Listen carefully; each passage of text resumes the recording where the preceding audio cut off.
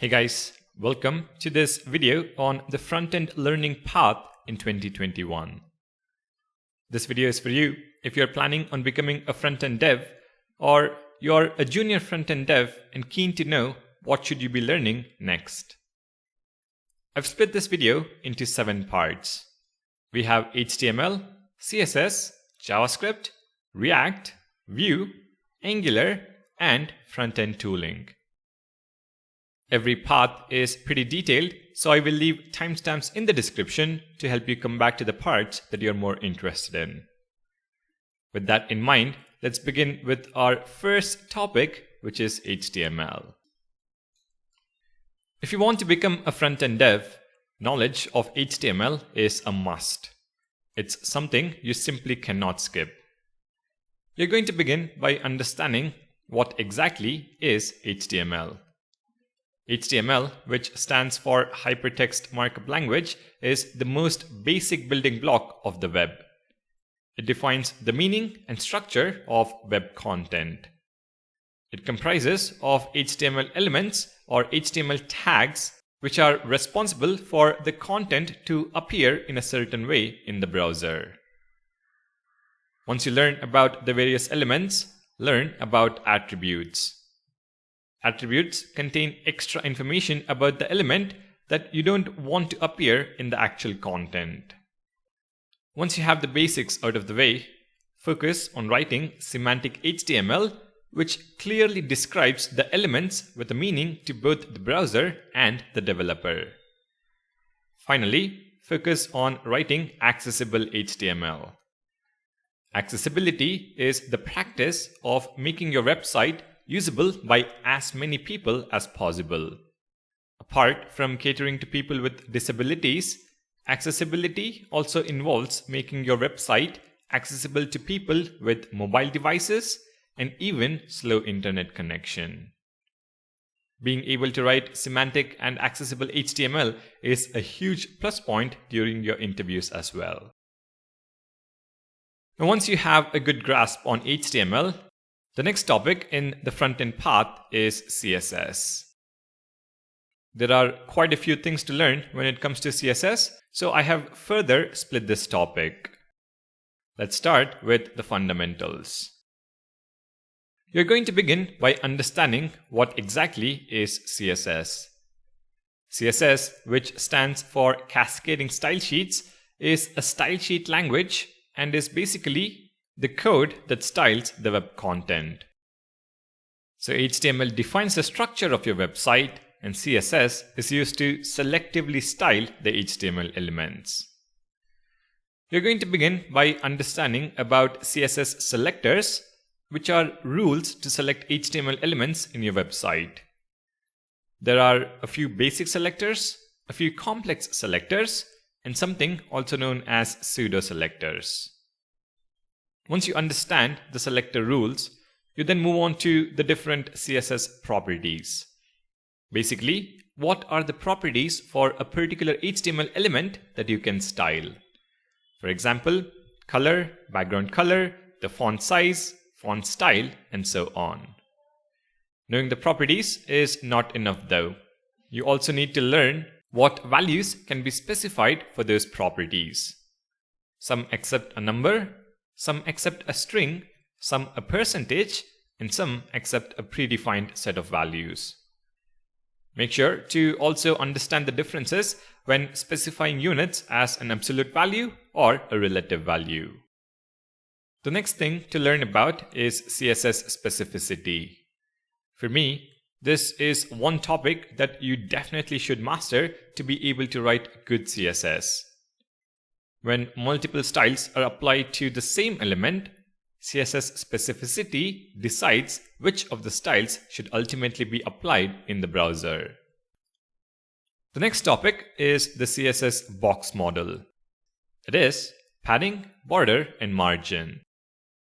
Understanding the box model is the key to creating layouts with CSS or align items with other items. Speaking of layouts, we have the display and the position property. You can control whether an element in your page should span the entire width or just the width it takes up? Should an element be positioned in the natural flow of the elements, or should it break out of that and be absolutely positioned?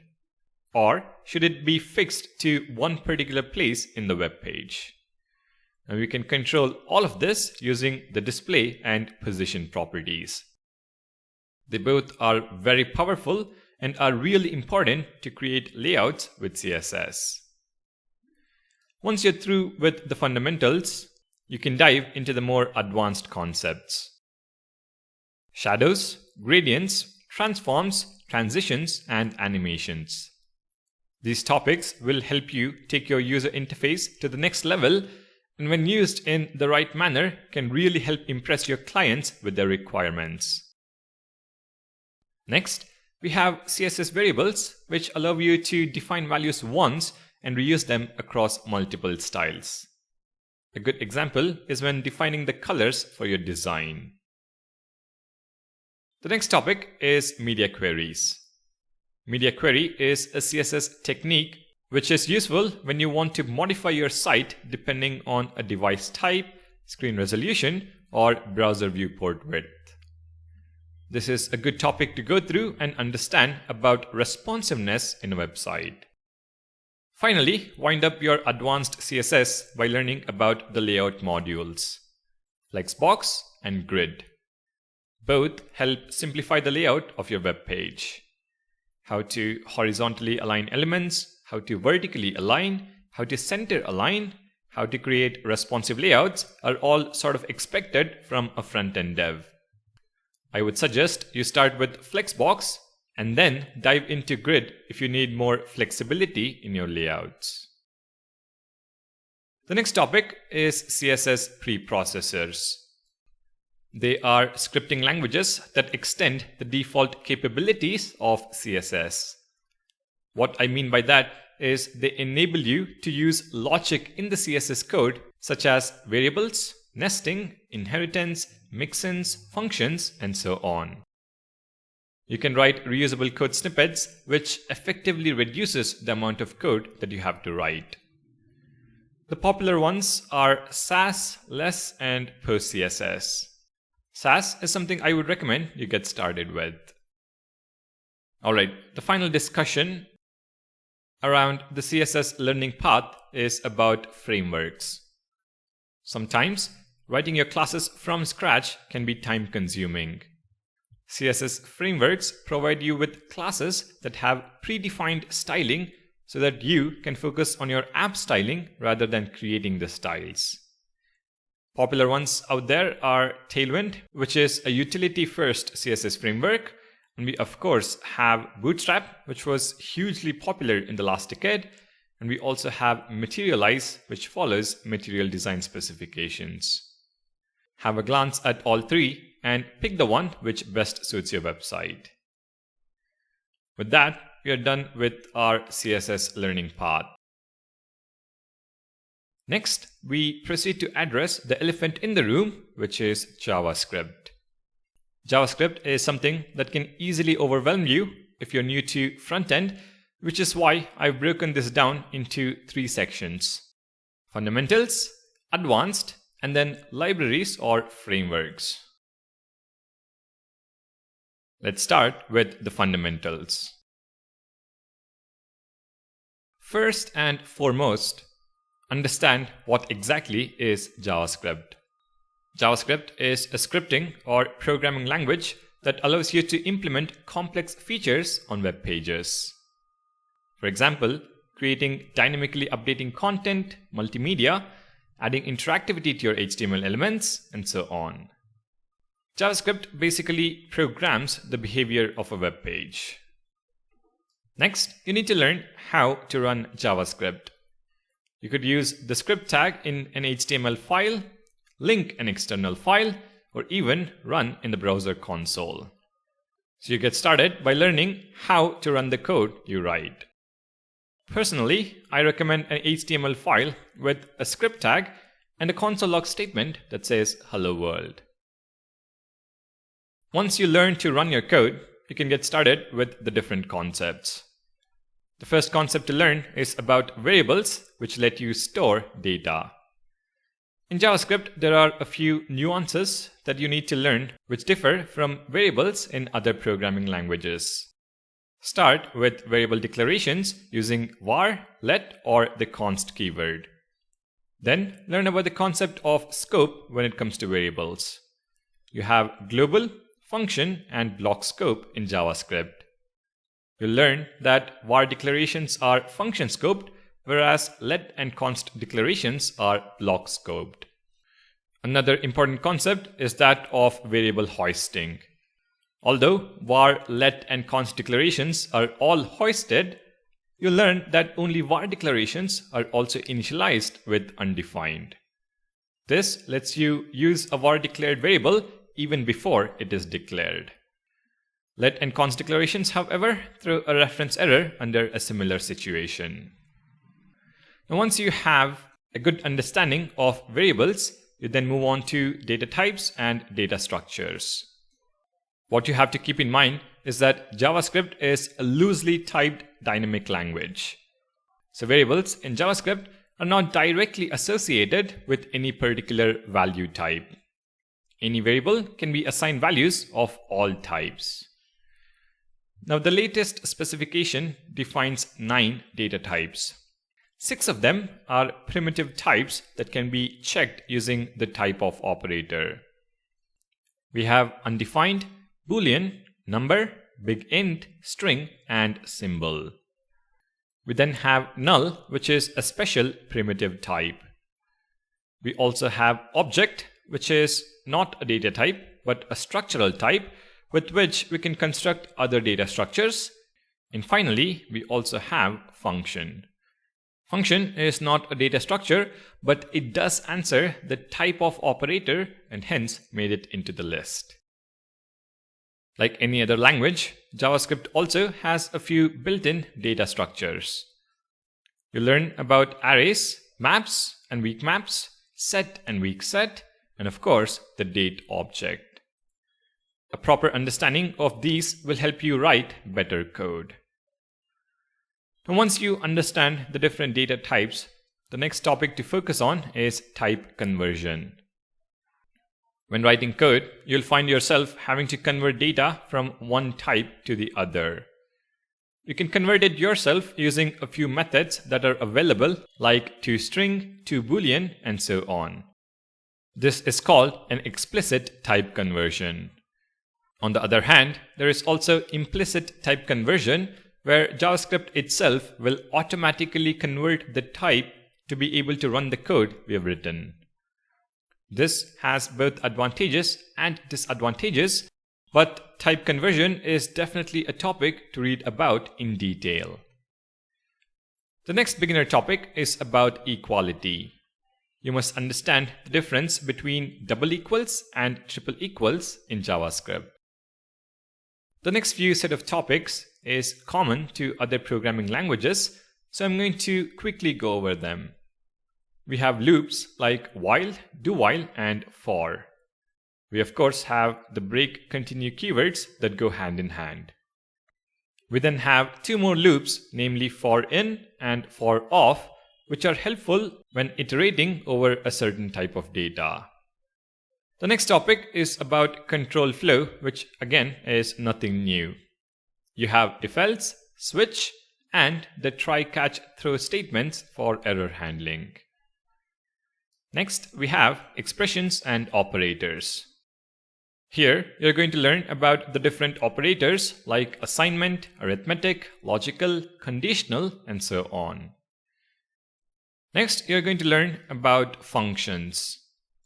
Start by understanding the difference between function declarations and function expressions. Then understand how to call the function and learn about function parameters and arguments.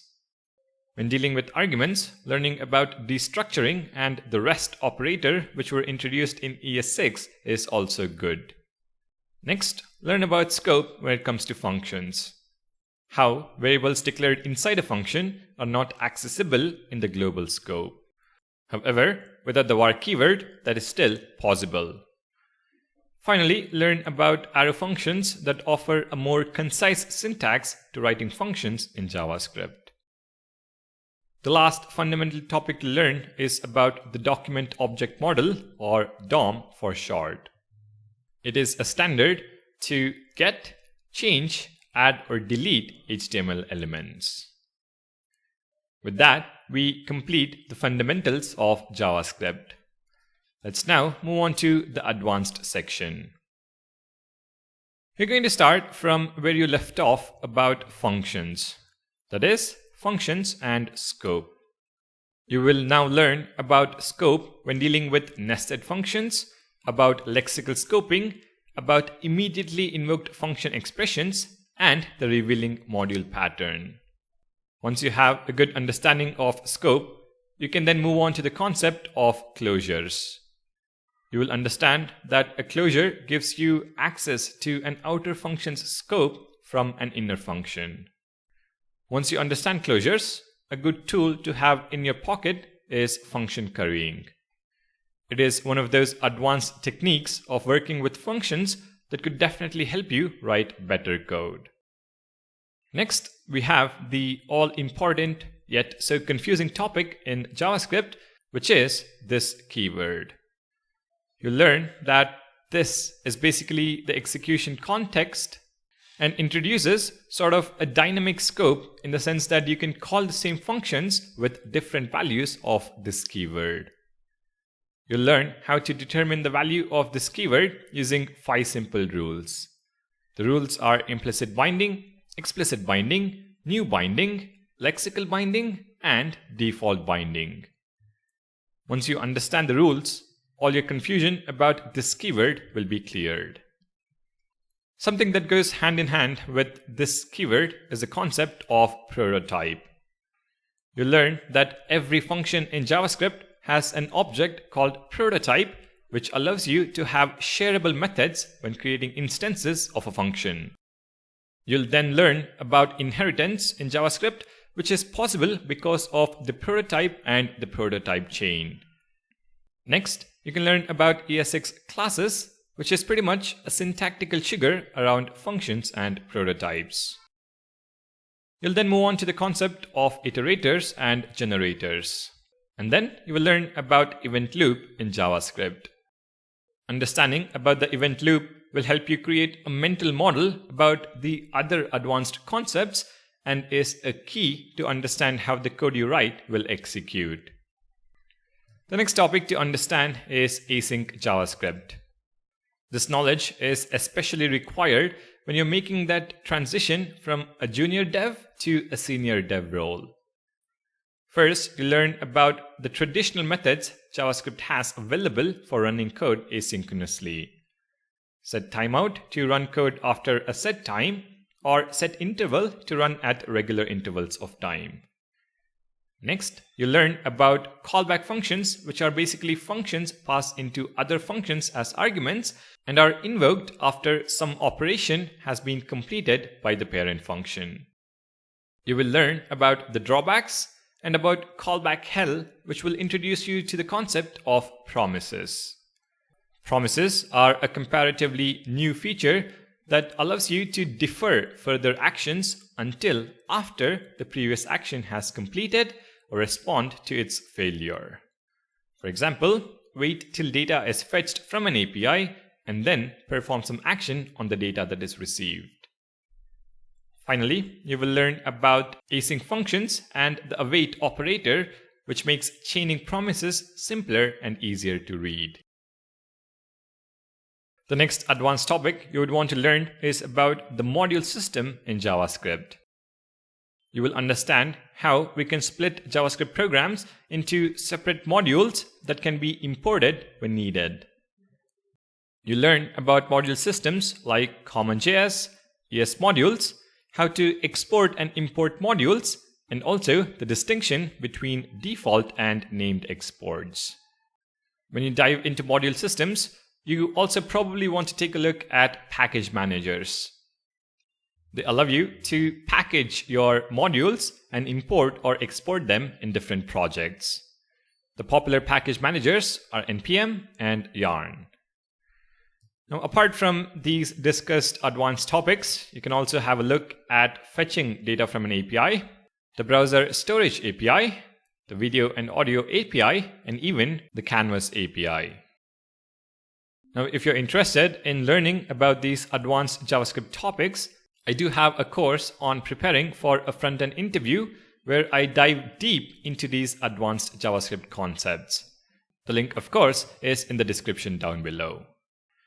Alright, when you're through with these lists of topics, you should have a fair understanding about HTML, CSS, JavaScript, and how they come together when building a website. Now, although vanilla JavaScript is sufficient enough to build websites, there are libraries and frameworks out there which make the whole process simpler. And companies look for candidates who have experience in at least one of the JavaScript frameworks or libraries. In this video, I will provide a detailed learning path for React, Vue, and Angular, as they are sort of the popular ones out there from a job perspective as well. Svelte is definitely an option too, but I've decided to leave it out for this video. Let's start this particular section by going through the React learning path first. Let's begin with the first section, which is the fundamentals of React. You need to start with Create React App. It is an officially supported way to create single-page React applications with no configuration. What that means is you can create a React application and mess around with the code by executing a few lines in a matter of minutes. Once you have a React app, you can then get started with some technical concepts in React. A React application is made up of reusable bits of code called components. And in React, you can create a function component or a class component. When you create components, you'll soon get confused by the idea of writing HTML-like code inside JavaScript. This is what is termed as JSX and is a syntax extension to JavaScript.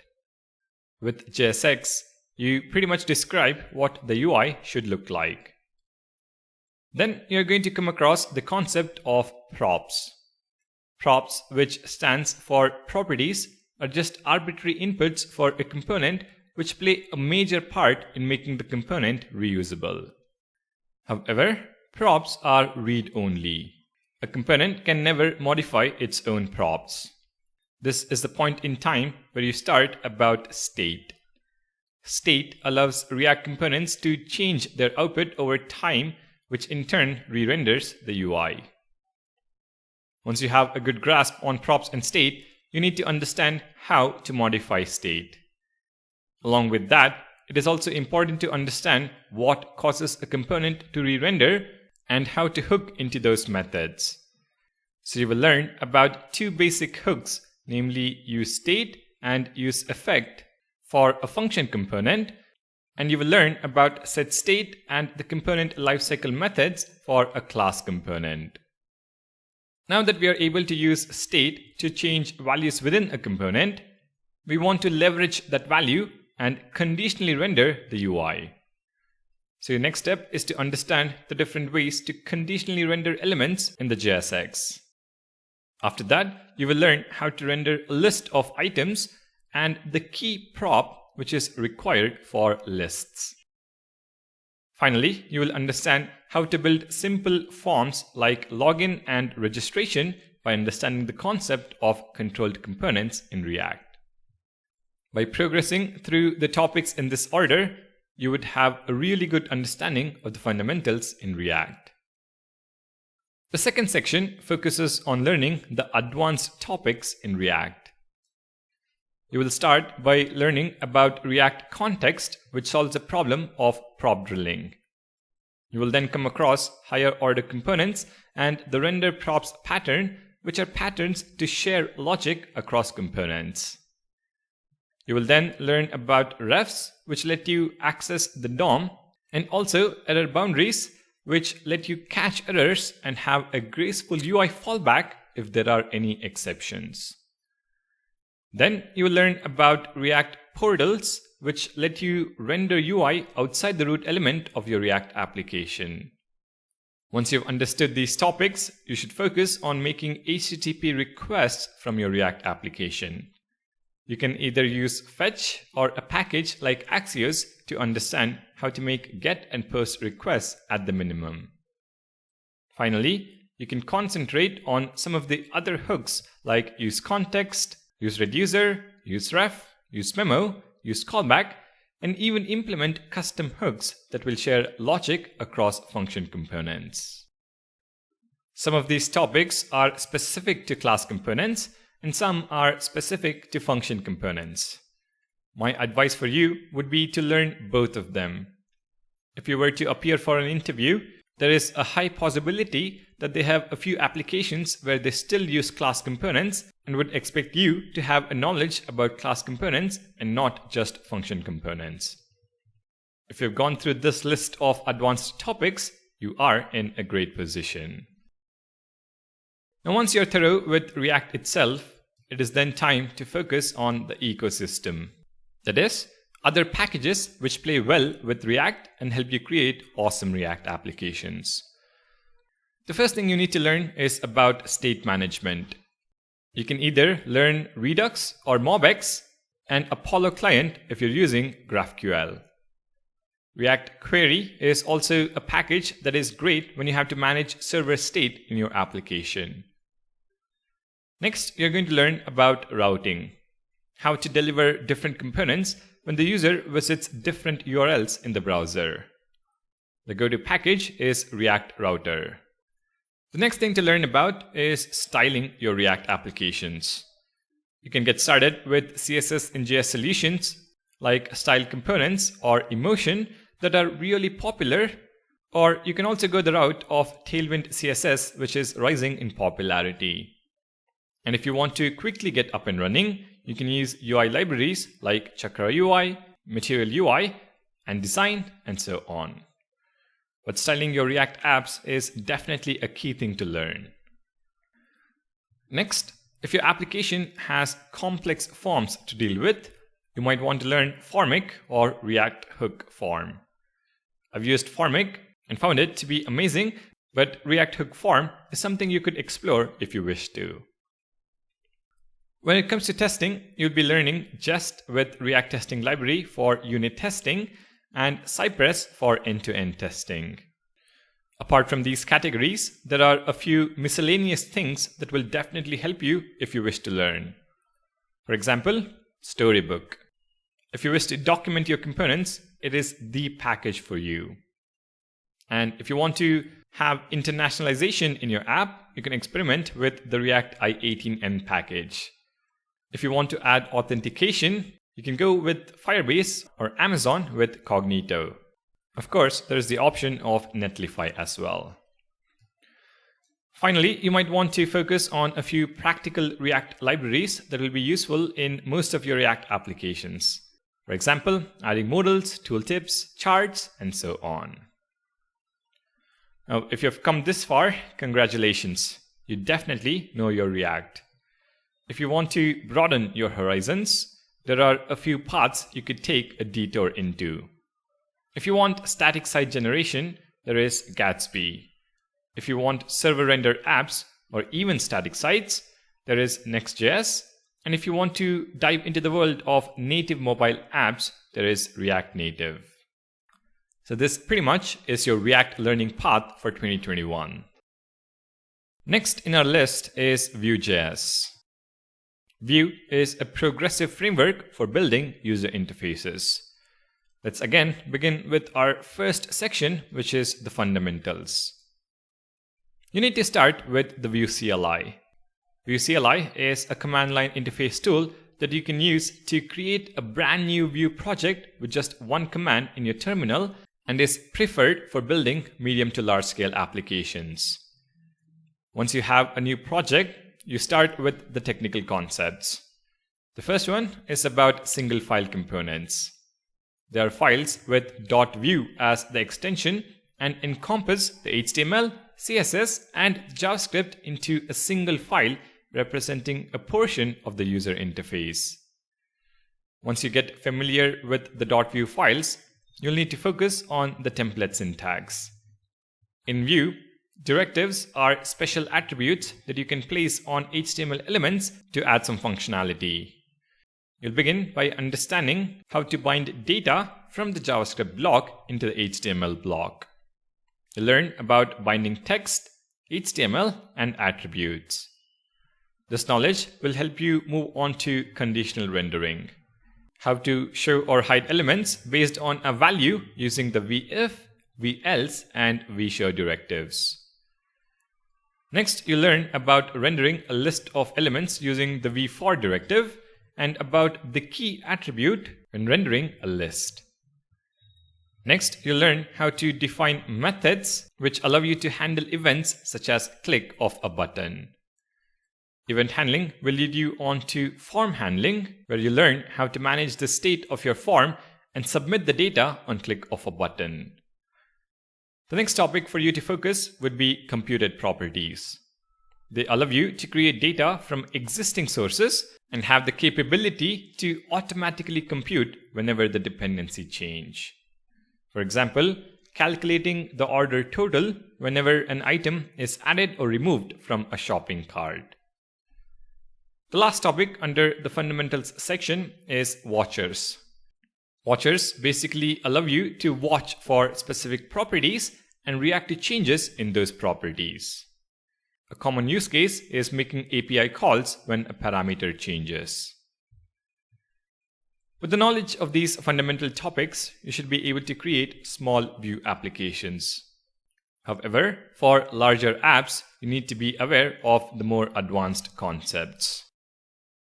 You're going to begin by understanding about the component architecture, which is quite similar to React or Angular. When you have multiple components in an application, the components need to interact with each other.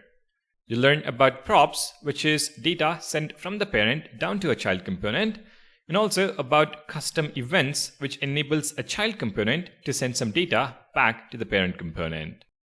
You'll then learn about the provide and inject APIs, which avoid prop drilling when data has to be sent to a child down several levels deep in the component tree. The next topic you would encounter is slots. Slots allow a parent component to control the content that is rendered inside a child component. This gives you more flexibility when composing new components and is very useful when creating layouts. Now, when it comes to component styles, you'll learn about the scoped attribute, which restricts the styles applied to a component. This helps prevent styles being applied globally and gives much better control. You'll also come across interesting topics like dynamic components, where Vue will decide which component to render, and also the teleport component, which can append components to DOM nodes outside the root component of your application. The teleport component is especially handy when creating modals, pop-ups, and tooltips. Next, you'll learn how to make HTTP requests and about the component lifecycle hooks.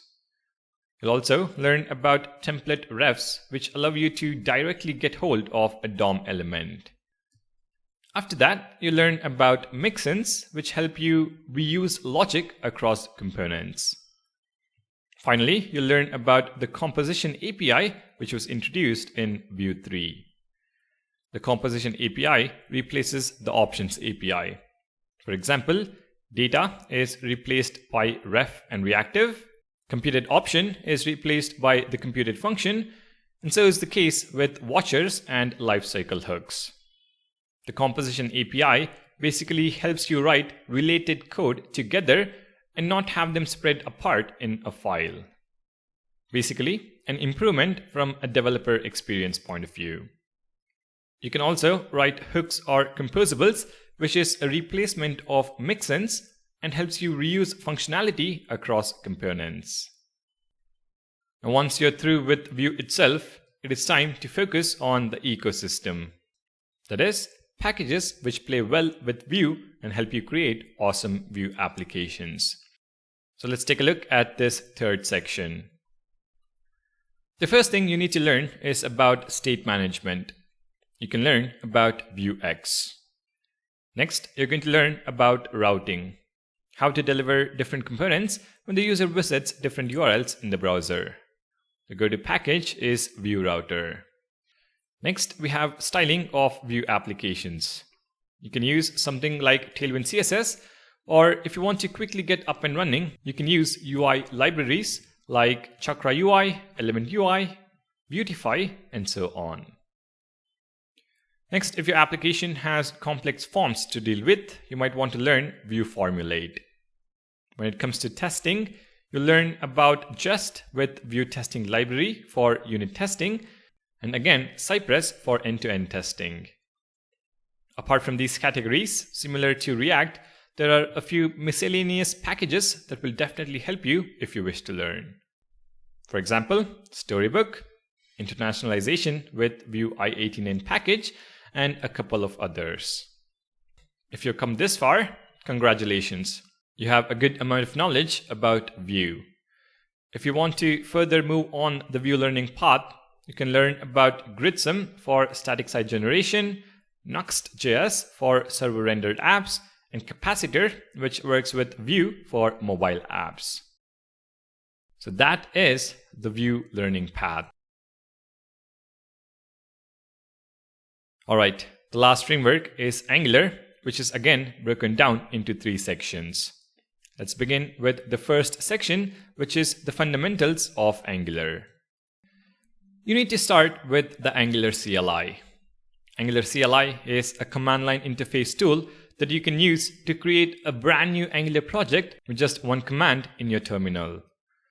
Apart from generating projects, you will also learn that Angular CLI can generate application code and perform a variety of development tasks such as testing, bundling, and deployment. Now, once you have a new project that you can run, you then get started with some technical concepts in Angular. You'll start with ng modules. Ng modules are the basic building blocks of Angular applications. Some modules come packaged with the library, and then there are user-defined modules. It is a way to isolate and run your code as silos, which then interact with other modules to work as an application.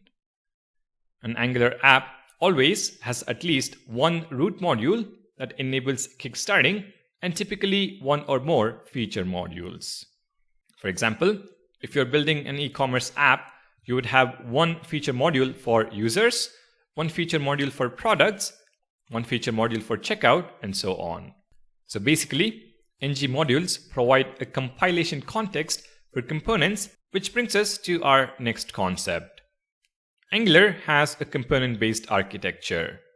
So every UI element you see in the browser is defined by a component.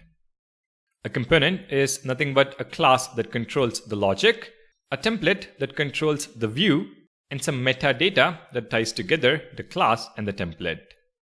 Most of your work in an Angular application is writing components.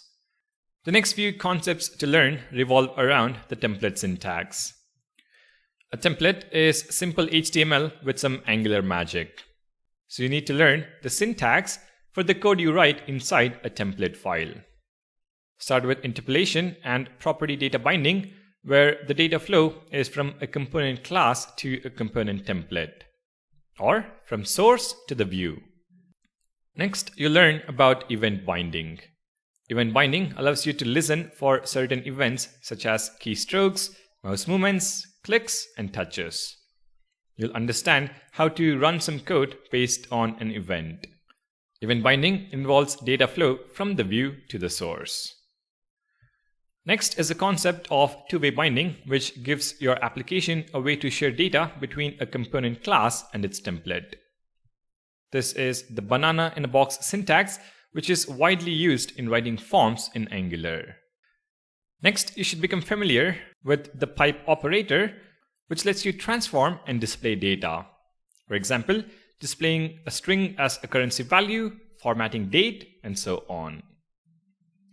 Finally, you learn about template reference variables, which are often a reference to a DOM element within a template. Now, once you're familiar with the template syntax, we'll then move on to directives. You could say directives are custom HTML elements that can be used in an Angular app. There are three kinds of directives in Angular.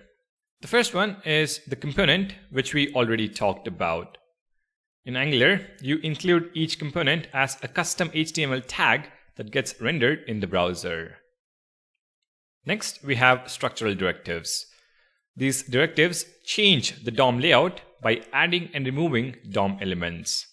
We have ngIf and ngSwitch to conditionally render elements, and we have ngFor to render a list of elements.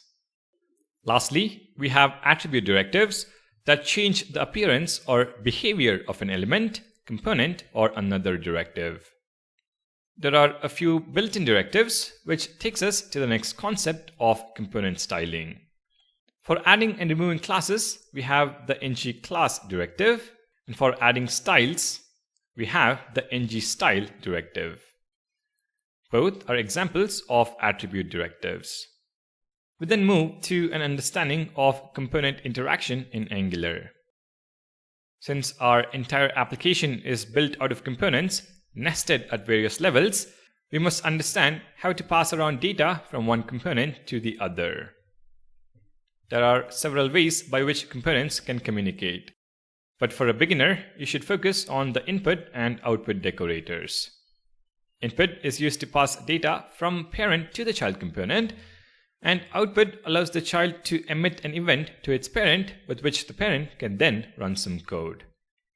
The last bit to learn in the fundamentals section is a component's lifecycle methods. You'll understand the different phases of a component and how to hook into those phases using the lifecycle methods. It is also in these hooks that you will execute code many a times. For example, making an API request or running some code based on changes to the component. Understanding the lifecycle methods is crucial for any Angular developer. Alright, now that we have a good path of the fundamental topics, let's move on to the second section, which covers the advanced topics. Here, the first concept to learn would be services. When you build an application, you will eventually come across values or functions that need to be shared throughout your application. That is when we make use of a service. A service is a class with a specific purpose. For example, providing some constant values or fetching a list of products from an API.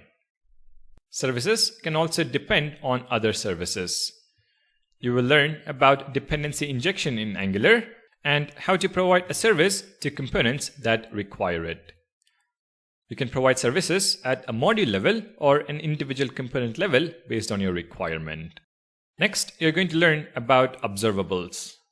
This is one of the concepts that we all tend to struggle to understand when we get started. Observables are the recommended technique for event handling, async programming, and also handling multiple values. You could say observables are an alternate to promises that you might be more aware of. With this topic, you need to understand how to create, subscribe, execute, and finally dispose of them. You will also learn about operators that allow complex asynchronous code to be easily composed in a declarative manner. Speaking of asynchronous, let's move on to the next topic, which is the HTTP client. Angular, being a framework, provides a simplified HTTP client API, which is the HTTP client service. With the HTTP client, you can make get, post, put, and delete requests, and even have typed responses, which are a help in avoiding errors. You will also learn how to handle errors from an API and about the HTTP interceptor.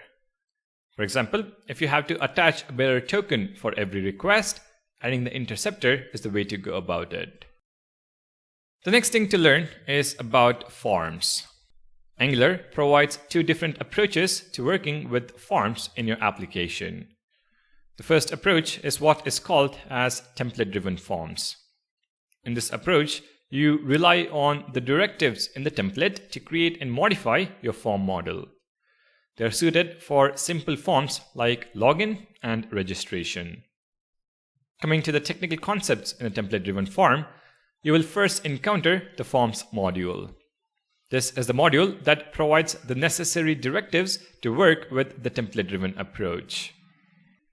The first directive is the ngForm directive, which attaches on the form HTML tag and tracks the overall form value and validation status.